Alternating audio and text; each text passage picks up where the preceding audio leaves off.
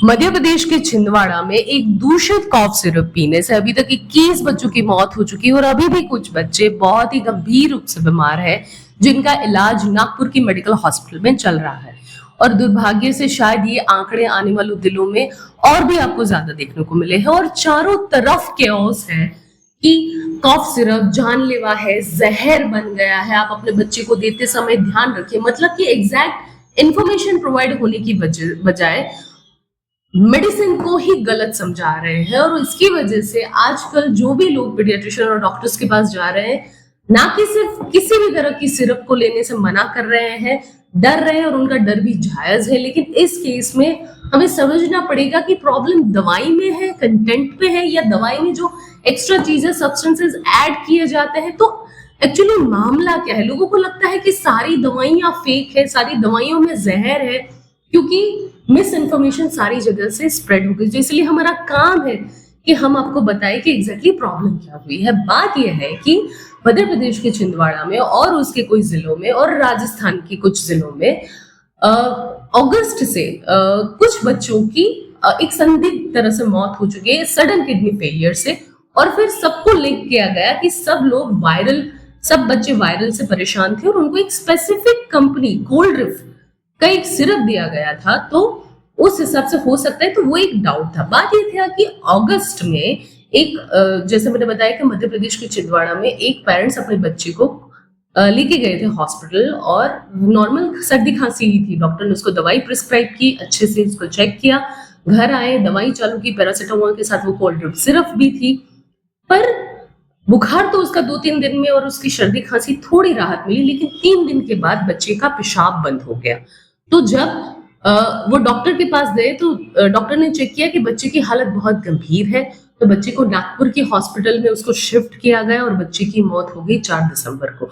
और जब किडनी की बायोप्सी की तब पता चला कि उसमें डीईजी मतलब डाइएथिलीन ग्लाइकोल करके एक सब्सटेंस है जो नॉर्मली कफ सिरप में 0.01% as a WHO guideline, FSSAI guideline की होना चाहिए, तो उससे 500 गुना ज्यादा था। तो अभी ये डीईजी क्या है? ठीक है, तो ये एक सॉल्वेंट है, नॉर्मली और भी जगह पे वो उसका यूज होता है, जैसे केमिकल फैक्ट्रीज है, ये केमिकल कंपाउंड है। तो दूसरी फैक्ट्रीज में, जैसे प्लास्टिक की फैक्ट्रीज में या पेंट बनाने की फैक्ट्रीज में एज अ सॉल्वेंट यूज किया जा सकता है। ठीक है, तो ये नॉर्मली दवाइयों में होता है, लेकिन उसकी मात्रा जो है वो तय की गई है 0.01%। उसकी जगह पे उस मेडिसिन में 500 गुना ज्यादा था, तो वो एक जहर से कम नहीं है। तो ये करता क्या है? ठीक है, तो ये डाइएथिलीन ग्लाइकोल या डीईजी डायरेक्टली आपकी किडनीज पे, बच्चों की किडनी पे अफेक्ट करता है और दोनों किडनी खराब कर देता है, ऑर्गन फेलियर में चला जाता है और कुछ बच्चों के ब्रेन डैमेज हो रहे हैं। तो ये एक न्यूरोटॉक्सिक और नेफ्रोटॉक्सिक है।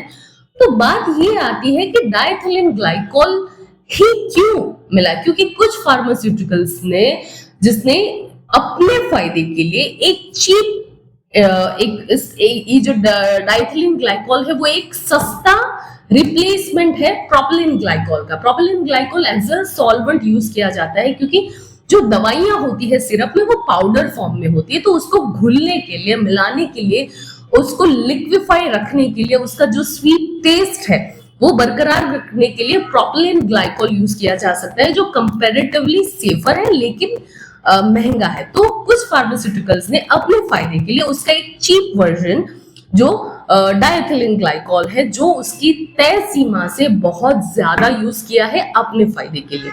तो इस तरह से ये मेडिसिन कॉन्टामिनेटेड हो गई है। तो ये वो सब्सटेंस है जो मेडिसिन को डाइल्यूट करने के लिए, उसकी स्वीटनेस बरकरार करने के लिए बनाया जाता है। तो खैर अभी ये सारी चीजें चल रही है, ठीक है, कि कहाँ पे प्रॉब्लम है, फार्मास्यूटिकल्स ने ऐसा क्यों किया, फिर ड्रग कंट्रोलर ऑफिसर्स ने उसको कैसे पास किया, कैसे वो दवाइयां मार्केट में आई, डिस्ट्रीब्यूटर्स, फिर वो कैसे मेडिक्स के पास आई, कैसे डॉक्टर्स के पास आई। ठीक है, वो सारी चीजें चल रही है। लेकिन 21 बच्चों की मौत हो चुकी है किडनी फेलियर से। वो बच्चों कि माँ बाप को अगर आप देखोगे न्यूज में चारों तरफ, वो माँ बाप को ऐसा लगता है कि हमने अपने बच्चों को अपने हाथों से जहर दे दिया। कुछ माँ बाप ने अपने बच्चों को बचाने के लिए अपने खेत बेच दिए, अपनी अपनी रिक्शा तक बेच दी, लेकिन वो बच्चा वापस नहीं आया। और ये एक बहुत ही दर्दनाक हादसा है, ये बहुत बड़ी लापरवाही है, चाहे वो गवर्नमेंट की साइड से हो, जो चाहे वो फार्मास्यूटिकल्स की साइड से हो, चाहे वो ड्रग कंट्रोलर डिपार्टमेंट की साइड से हो,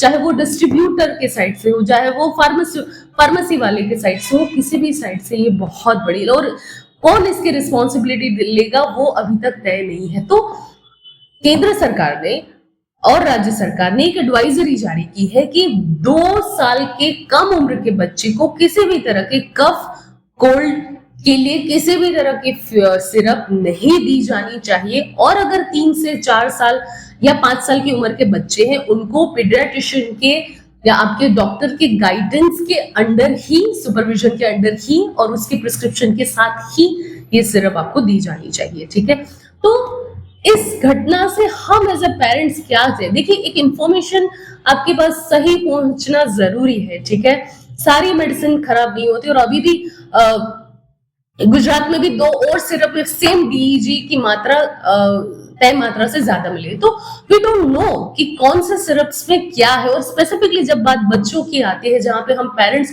बहुत ही ज्यादा केयरफुल रहते हैं, छोटी छोटी चीजें हमारे बच्चे के मुंह में क्या जाते हैं उसका हम संज्ञान लेते हैं, तो मेडिसिन का क्यों नहीं। ठीक है, तो खैर आगे चीजें होगी, लेकिन जैसे एडवाइजरी बोला कि 2 साल के कम उम्र के बच्चे को कफ और कोल्ड के सिरप नहीं ही देना है, और अगर उसके बाद के 5 साल के छोटे बच्चे को अगर आपको देना है तो आपके डॉक्टर्स के प्रिस्क्रिप्शन और गाइडेंस के साथ ही। तो बात यह है कि समझिए, देखिए मोस्टली जो बच्चों में वायरल होता है कफ कोल्ड और फीवर, साथ में हेडेक, बॉडी एक और वीकनेस। ठीक है, तो ये जो सिम्टम्स है नॉर्मल वायरल फीवर के होते हैं, और वो सेल्फ लिमिटिंग होते हैं।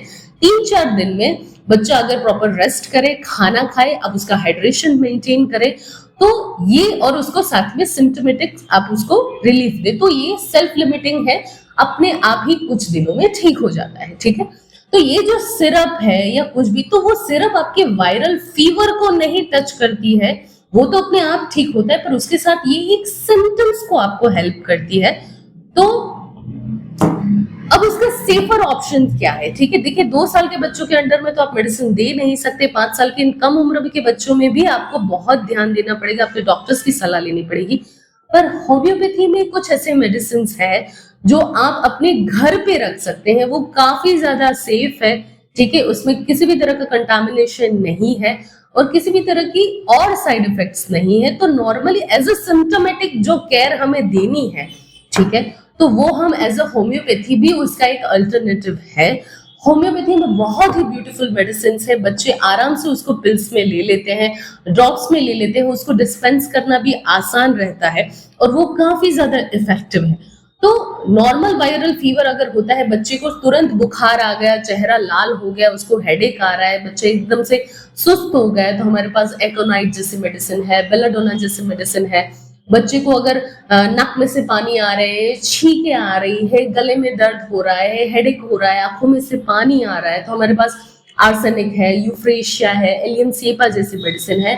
सबसे ज्यादा कॉफ, अगर हल्की खांसी है, गले में खराश है, तो हमारे पास हिपारसल्फ जैसी मेडिसिन है। और अगर सूखी खांसी आती है, बच्चे को बोलने में भी तकलीफ हो रही है, खांसी आ रही है, बच्चा रात को सो नहीं पा रहा है, हिलता डुलता है, बात करता है तो भी खांसी आ रही है, तो हमारे पास ब्राइन या आल्बा जैसे मेडिसिन है।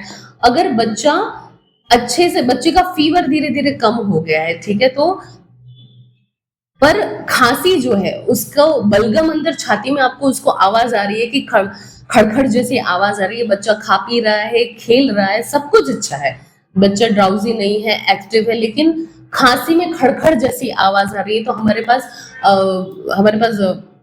एमोनियम टार्ट, एंटीमोनियम टार्ट जैसे मेडिसिन है। तो और बच्चे को वायरल के बाद अगर बच्चे को वीकनेस ज्यादा है, ठीक है, तो हमारे पास यूपेट्रोलियम पर्फ जैसी मेडिसिन है। तो होम्योपैथी में बहुत ही इफेक्टिव, बहुत ही ज्यादा सेफ मेडिसिन है, ठीक है। और आपको मैंने उसका पूरा प्रोटोकॉल बनाया है कि ये कुछ मेडिसिन आप अपने घर पे रख सकते हैं, बहुत ही स्मॉल डोजेस है, उसको कोई साइड इफेक्ट नहीं है, उसका कोई एडवर्स इफेक्ट नहीं है, लेकिन बहुत ही ज्यादा इफेक्टिव है। अगर आपको एक पूरा प्रोटोकॉल बनाया है स्पेशली किड्स के लिए कि जहाँ पे आप फीवर है तो क्या कर सकते हैं, कफ है तो क्या कर सकते हैं, और रनी नोज है तो क्या कर सकते हैं, ये नॉर्मल सिम्टम्स है तब तक।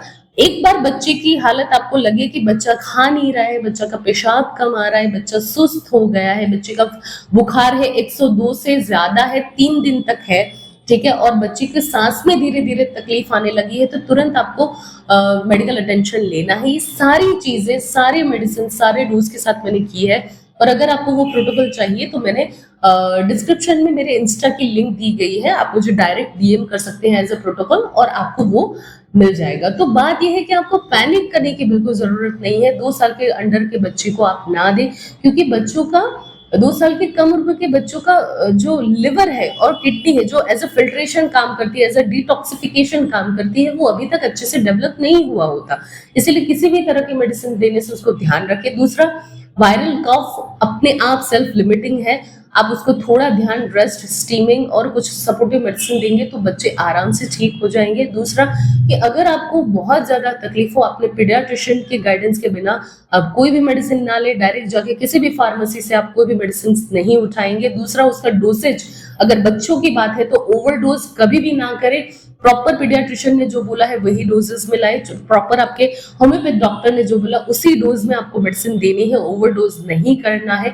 तो ये कुछ चीजें अगर आप ध्यान रखेंगे तो आप अपने और अपने बच्चों का ध्यान रख सकते हैं। होप ये इंफॉर्मेशन आपको हेल्पफुल है। अगेन, आपको होम्योपैथी मेडिकल मेडिसिन का प्रोटोकॉल बच्चों के लिए चाहिए तो डिस्क्रिप्शन में मेरे इंस्टा की लिंक है, आप उसमें मुझे डीएम कीजिए, आपको डायरेक्ट ही प्रोटोकॉल मिल जाएगा। होप आपको ये इन्फॉर्मेशन अच्छी लगी हो। जय हिंद, जय